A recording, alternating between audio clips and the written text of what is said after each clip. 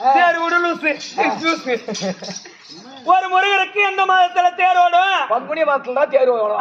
சரி, என்ன மாசம் அப்பதான் தேர் ஓடுது? அதான் என்ன மாசம்? பங்குனி மாசத்துல தான் தேர் ஓடும். முருகருக்கு பங்குனியில தான் தேர் ஓடும்.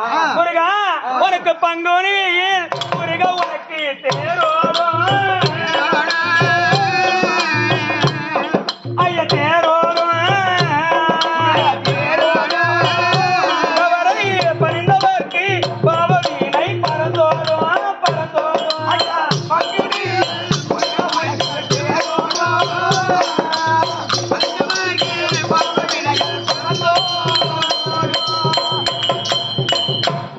ஐயப்பவனே முருகா இந்த பரமனிடம் மைத்தனுக்கு மருகா